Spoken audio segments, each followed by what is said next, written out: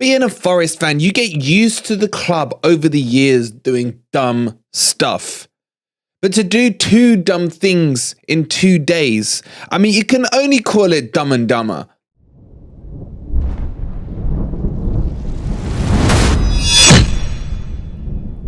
Good morning, good evening, or good night, wherever in the world you are, whatever time of day you're watching this. Hope you're having a fantastic day, and welcome to your latest Nottingham Forest news and kind of transfer news, really. Don't forget, guys, before we get started, as always, please do hit that like button, subscribe to the channel if you are new, and to become a member, it's only 99p. Hope you guys are having a good Tuesday or whatever the hell the day is. And I hope you're feeling better after watching yesterday's Beat the Drop. I promised you some therapy.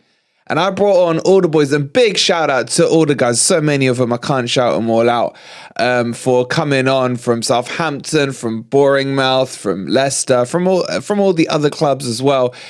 I hope you guys enjoyed it. Please let me know how you felt about that show. And do you want to see that on a weekly basis going forward? Just let us know in the comments down below. As always, we're trying to evolve here on Forest Fan TV to suit what you need. But more importantly, I need to give a big shout out to Lewis Rawlings, who won the signed Forest top from last week's giveaway from Football Prizes. Congratulations, Lewis. Let me know, send me a message once you've received the top. I want to see how it looks with you in it. All right, guys, we got a lot to talk about today. Let's get into this video, man, because I'm not happy. Look, I've been beating the happy clapper drum this week as best I can. I've been trying to lift everyone's spirits, make stuff fun, entertaining, etc. At least attempt to. But when the club comes out and does stupid stuff, you got to call out stupid stuff. It all started with yesterday, with Lewis O'Brien being announced that going to that fat pork chops team, DC United, Wayne Rooney. Oh, God, that just sickens me in itself. What sickens me more than that is that Lewis O'Brien wasn't even in the 25-man squad. Look, I've gone on about it for weeks, months. I've been pissed about it. I've let you guys know how I feel about it. It seems a lot of you do agree with me that Lewis O'Brien should have been in that squad. And now to send him away to DC United. And there's even rumours that there's an option to buy in the clause, which baffles me. Look, the one thing I'll say about this is Steve Cooper has always been put out as this guy who galvanizes everyone, who puts his arms around any player, who can make, water turn into wine and all that crap. What happened with Lewis O'Brien? Why didn't that water turn into wine? Why did it turn into piss? Is what I want to know. Why wasn't whatever issue that it was in the club? You hear stuff about him going out for a drunken night on his birthday around the Leicester game, I think it was. You hear about the arguments he's had with MG Dub, with Coyote, with Steve Cook and with Yates. And then you see him being secluded out from the team. You hear about him being ill around the time he did the video of the kids in the kids' school, and then he was told he had COVID or he was sick and he had a little cold, and that went on for weeks and weeks. This is one of the stories that needs to be explained to us because there's too many rumours knocking around. There was even the clip of Lewis O'Brien on Twitch playing FIFA where he was talking about some of this stuff, and apparently that got him into trouble as well. So all of this, why wasn't it sorted in-house? I've said it before, I said it the other day on the stream. If I don't like someone I work with at work, I can't then turn to my manager and say, get rid of that idiot. I can't stand him. Or vice versa. More likely, someone turns to my manager and says, get rid of me because we can't work with him. Nor would my manager then seclude me to one side and, make me work in isolation and then bring me into a meeting in the last 2 minutes of a game. It's not on. And this is a pattern we're seeing. We saw it with Bade in the first half of the season. We saw it with Lewis O'Brien. We're now seeing it with Danilo, and we're now seeing it with Scarpina as well. There's definitely some kind of stuff going on behind the scenes that we're not being told about that is just starting to get frustrating. If you look at the January window signings, a lot of them got chucked straight in while we're scratching our head. Chris Wood pretty much comes out of his Newcastle kit and barely has time to put the Garibaldi red on before he's shoved onto the pitch. And then you've got Shelvey, who's still got one leg in the medical training staff recovery room because he got signed injured. But the moment he was this close to fitness, he gets chucked in. But then you have Danilo, who played a couple of games, Scarpa, who played a game or two.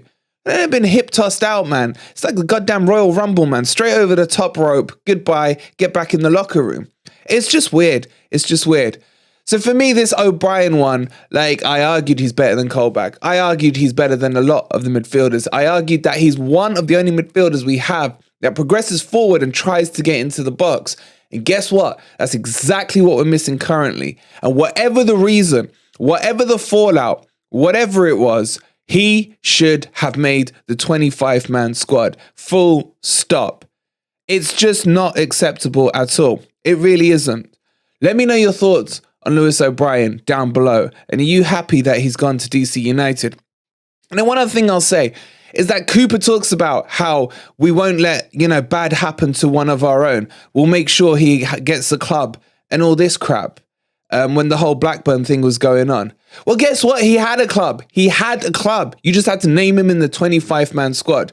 Look, one more thing. I'm getting ranty here, but one more thing on this. Kyoto is injured and he's just about to come back now, right? So we're pretty much coming to the end of March. So that was a whole, you've had the whole of Feb, the whole of March, 2 months with a player you knew was going to be injured. Now, I'm not saying he's bad. He's actually, I don't mind him too much. But my point is this. Why was a long-term injured player named in the squad when Lewis O'Brien, who was fit, sat there and didn't get named? Biancone wasn't named. Omar Richard wasn't named due to injury. Why was Kyoto seen so key that Lewis O'Brien, who we could have used for the last 2 months, wasn't named? Let me know. Okay, to the next annoying bit of news, and that's about my boy here, Renan Lodi, or Lodi, whatever you want to call him. Deep breath, deep breath. 25 million gets him signed. We've already paid a 5 million loan fee on him. He has been one of the best players we've had this season, and he's getting better and better and better. He is not even yet at the level he was at when he was at Atleti Madrid. Nowhere near it. Nowhere near it. I've seen performances from him where he has been the person who has won games for Atletico Madrid almost single-handedly or driven them forward to win the games.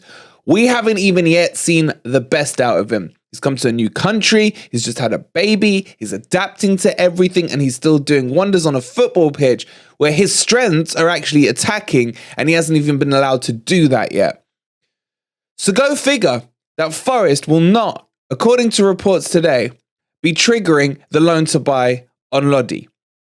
I just, explain to me what the plan is then. Either Forest think they're going down internally, and they're just going to, bleed themselves into relegation. Or they don't think he's good enough. Or they are putting all their eggs in the Omar Richard basket for next season. Because Tuffalo can't get in ahead of Lodi. Tuffalo was this close to leaving to go to Anderlecht in the January window. So that kind of tells you where he is in the pecking order. And it's just, it has to be that they think Omar Richards is the second coming. Otherwise, it makes no sense. It really, literally makes no sense. If Forest stay in the Premier League, Lodi should be the first signing. Him and Henderson should be the first two names signed in the summer. This one, in fact, should be before Henderson because it is literally call Atleti up, say we're triggering the clause, done, dusted, move on to signing Henderson. So what is going on behind the scenes? Why is Lodi not coming in? Is this because Lodi went into Cooper's office the other week and asked him, had the balls to ask him why Scarpina and Danilo are not playing?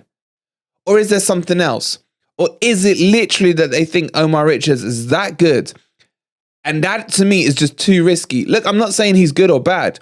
I'm saying he hasn't played football in a goddamn year, and we're not going to see him until God knows when. God knows when, because apparently a fractured leg takes nearly a year to recover from.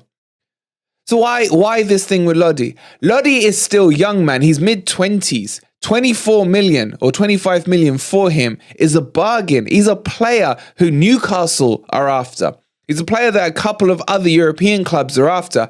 And Forest have the ability to trigger the signature.